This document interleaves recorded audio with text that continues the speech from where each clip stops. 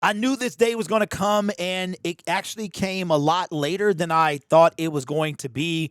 But alas, that day is here, or at least it's being made known public, and that is the Dontay Londay striking YouTube channels. We've heard of other creators doing this, and as a creator, it is within your right to do that. Now, I'm not saying I agree with what Dontay Londay did or what. I mean, I have some reactions to some of his content, and we'll go over how to hopefully avoid YouTube copyright. Okay. Now, this is a muddled process. This is a muddled type of situation. So this video could be on the long side. There's a lot we have to cover. Now, I want to shout out these guys here. Not a shout out you have to pay for, but shout out as in give credit to these individuals here. Brothers Media TV. This channel will no longer be with us, and I'm glad I was able to capture this screenshot before it was too late. What you're looking at here is something from their community tab, and they put it in there. Shout out to the Photoshop skills. Says, you see that they got 3 copyright strikes. YouTube channel removal is on hold. Why is it on hold? Your YouTube channel was scheduled to be removed because 3 or more strikes. We've paused your channel removal pending the final outcome of your counter notification. So what that means is they filed an appeal. That's what that most likely means. So they're going to counter the copyright claims, all right? They're probably going to lose, and with that, their channel is going to be terminated. But I am rooting for these fellas that hopefully it pans out. But in these type of cases, it does not. You will look for their channel, and it will be gone, okay? So no disrespect to these gentlemen. I thought they were pretty funny, but I'm here to teach and show you how hopefully you can avoid this too. Now, I have videos where I've brought in other creators' videos. Ian on YouTube, Dontay Londay. Okay, I didn't do it with Dodash. I didn't do it with her. And I was like, she seems like the type that she might do that. So, but anybody can do that. But I didn't bring it in with her. Now, again, it is within these creators' rights, according to YouTube, to do it. So whether you agree with it or not, it is within their right. And it would be in your right too if you were a creator. So I'm not, again, I'm here to, I don't play both sides, but I got to keep it a spade, right? I got to tell you the good with the bad. Any reaction, it could happen to me. I don't know if mine would pass that or be in what they call fair use because of how I use the content, all right? So shout out to these guys. I hope they land on their feet. I'm sure they will. They got another channel. It's called Clones TV. They got over 8,000 subs there, and I'm sure they will be just fine, okay? But I want to show you what probably went wrong and how you can avoid it, okay? Let me just do this real quick, and then we will go to the other thing that I have pulled up. All right, so before we do that, here's what happened, and this is what you got to be as a YouTube creator, okay? And again, I hate to do this because this might help a lot of people. YouTube has a feature that you can scan. It'll scan the entire platform. It'll find your content, all right? And it is up to you whether or not what you do with that content. Now, if like the NFL is notorious for doing this, they will claim it immediately. They have a system where if you upload something, they claim it immediately. Okay. So as a creator, what I could do is if I see a video about me, all right, and it's using my content. So there is a distinction. If it's about me, that's one thing. If it's about me and using my content, that's another thing. Okay. I can put in a request to have that content removed. Now, there are certain type of requests that you can do, but here's what happened to Brother Media TV. So ID claim a copyright removal is what Dontay Londay did. Dontay Londay, maybe his girlfriend, that's what they did. Okay. Here's what it reads. If any content owner finds their copyright protected content, which essentially is a video that you put up, if you put up and you created the material, meaning it's your video that you didn't get from anybody else, that is your content work. That's your work. On YouTube, without their authorization, they could submit a copyright removal request, also known as a takedown notice or simply a takedown. It is a legal request to remove content from YouTube due to alleged copyright infringement. So if you take someone else's video, even if it's in reaction form, that could be under the copyright infringement, okay? Now, there are different things, and this is where it kind of gets sticky at. If you're looking at, there are different ways that I've had to file copyright infringement takedowns as well. All right. When you are making a copyright takedown, you can do two things. You can either A, warn the person, okay, you can take it down with no additional action. You can file that request, or you can actually put in where they take it down and give the person a strike. So Dontay Londay, or whoever did this, I don't know who did it, who's responsible for it, but the person chose, okay, to give Brothers Media TV a strike. That was a choice they made. I know this because I've done it myself long time ago, okay? So when this was filed, and I got no issues with Dontay outside of the content that he makes and the message that he brings and how both of these individuals are ruining the YouTube platform, in my opinion. I've got no issue with him. He's young. Anyway. So I'll be 46 this year, so I think a little differently. But this is a choice that he made. And if somebody was doing the same thing to you, then you could make that choice too. So I'm going to recommend that if you have made videos about anybody, you go and you use the YouTube editor and you take them out, or you delete the videos. If you value the video, you want to keep it up, go delete that, edit it. If you don't, delete the videos. If you've made videos about Dodash or Dontay Londay, okay, I'm not saying she will do it, but I'm saying it's possible, okay? Go delete those videos. I am not going to do it because, like I said, I'm just going to take my chances on whether or not it falls under fair use, okay? Let's talk about fair use. And this is why you need people, not just me, but people who actually know what they're talking about. This is within every creator's right to strike a person who uses their content, to claim the content, to issue a takedown notice. But this was Dontay chose, or whoever it was, because I don't know if it was him or whoever, they chose to issue a strike, because what they could have done is said, hey, you've been issued a takedown notice from Syndicate Media, and you take it down, all is well. Now, I don't know if you get a certain amount of those, because I've never gotten that far. And this particular person he deserved for it to be taken down. All right. There was no transformative content. It was just my content reposted. All right. But here's how it gets sticky when it comes to fair use. I want to bring up fair use, how you may or may not avoid it. Let me just tell you something. Saying fair use does not mean fair use. Putting 1976 blah, blah, blah fair use, that does not mean it's fair use. Here is what fair use is. More likely to be fair, as in fair use, when you're making content. Transformative purposes, or a purpose.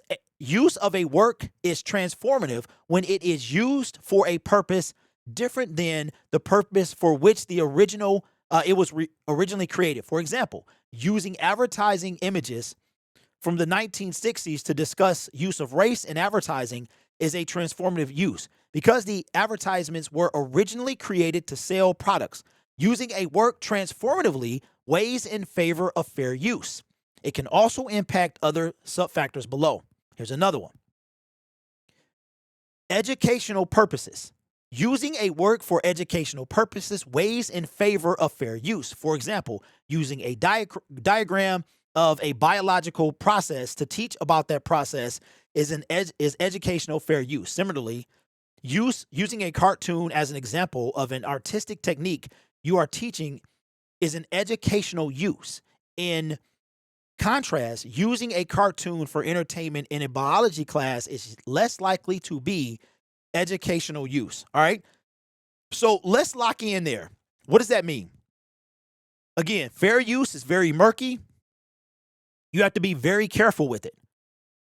But if you are making a video and you're using other people's content, even if it is reaction purposes, you have to add something to it. You have to transform it. Now, you might say, well, these guys were reacting. I'm reacting to the content, so I'm changing it up.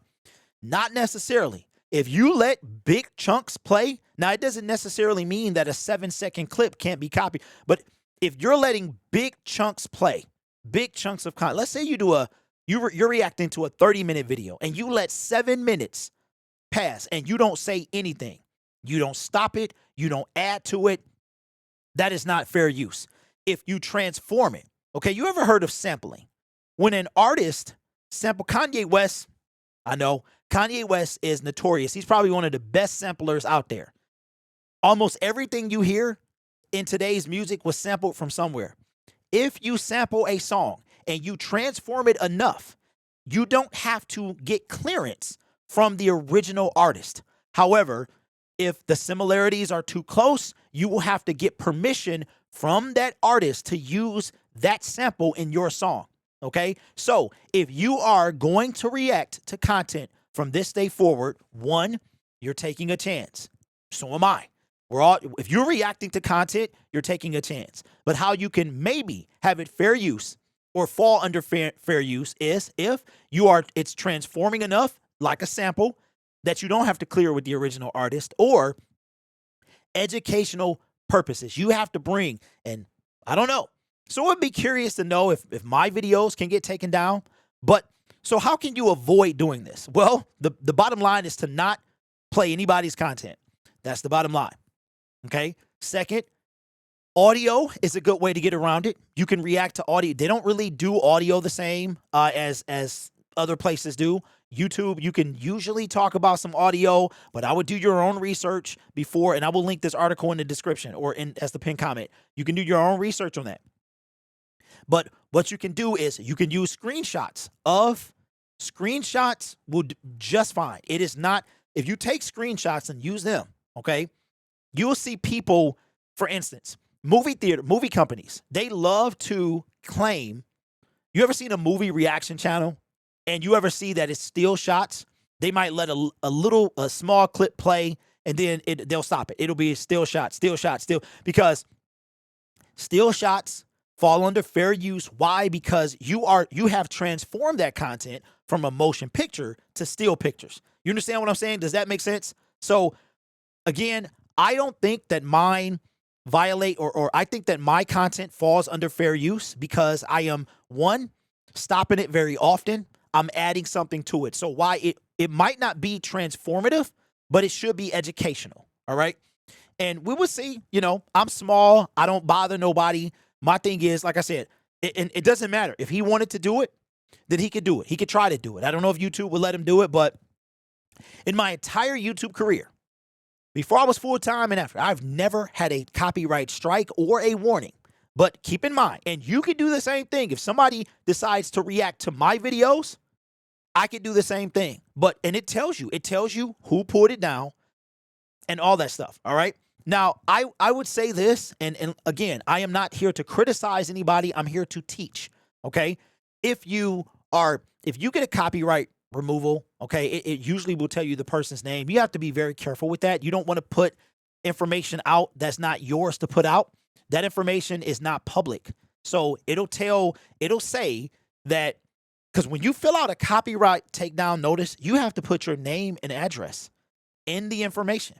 You have to put the timestamp that the stuff was claimed, and then YouTube ultimately makes the decision. And you can see from Brothers Media TV that they are disputing that. That's what I think this is. They will probably lose because I've watched their content and it's big chunks of just reacting to whole videos, and it'll be big chunks. I don't think it's, and this is no knock to the gentleman, I don't think it's transformative enough, or it's, what was the other thing? Transformative or educational. You are not adding, you're reacting, you're giving your opinion, but it's not, and the same thing could happen to me. It's not even like, I'm not saying that I'm immune to this, okay? But one thing I will say is do not take somebody's content, okay? YouTube encourages originality. Don't take somebody's content and put it on your channel. And if you do, you have to be very careful. You have to walk a very thin line and hope that you don't cross that line. You understand what I'm saying? So this is why I'm here. I'm here because there is so much bad information. There is so much bad information. No, so if I was to get claimed, I would also make a video that I got claimed and be like, okay, well, you got to take the next step. All right. And transformative could be edits. It could be if you take content and it appears the same exact way. Okay. that's probably not going to be under fair use unless you add education value to it. All right. So that is something that I want all new creators. There's a lot of bad information. There's a lot of people's content that could be taken down for this. I am not trying to give anybody ideas. Okay. But it is within their legal right to do it. We may not like it. We may not agree with it. We may think it was a real punk move. All right. Which I'm sure all three apply. But it is within their legal YouTube right. You saw what it said. It said that it was a legal. Let's go back to what it is. It is a copyright claim refers to either a copyright removal request. It's somewhere in here that we read earlier that it's legal. All right. This is a legal because when you do this, you have to actually fill out a form. You have to show, and in the process, and we'll wrap the video up. It'll be under 20 minutes, I promise. The process, because I've done this before, is you take the video you put in when you're filing the form. It's a form or it's not a paper form. It's on YouTube. It's under copyright. You put the video in that they took. You put the timestamp that they took, and you explain. You fill out a brief little about what it is, why you want it taken down, and then you can choose whether or not you want to warn them or whether you want to. You can even choose to like warn them or take it down. All right, take it down, warn them with it. Take it down, warn them, take it down with no strike, or take it down and issue a strike. And if you get 3 of those in 90 days, you will be like, unfortunately, potentially like Brothers Media TV here, and you will lose your YouTube channel. And to wrap the video up, how this works is you get 90 days to start over. The first copyright claim that you get is a warning. Not copyright claim. Let me strike that. The first time you get a copyright strike, it default is a warning. YouTube will give you only get 1 in your entire YouTube career on that channel. You get 1 warning. So essentially, you have to get 4 strikes total. But the warning never goes away. So you will get a warning, and you basically use your get out of jail free card, which I would assume that Brothers Media TV has already used their warning claim. And a lot of things that people don't know either is this all happened in one day. Is that if these people wanted to do this, they could issue boom, and YouTube will give you one after another after another. It can happen. We've seen channels with millions of subscribers get a bunch of copyright claims. Nintendo is notorious for doing this. And their channels are there that morning and they're gone by the evening. All right. So if you get a copyright strike, your dashboard will let you know in 90 days, that strike will be removed. So if you get 2 in 7 days, those 2 will last for 90 days, and then they roll off. If you get 3 in a 90-day period, your channel could be removed. The same thing for community guideline strikes. You can get a channel removed from that.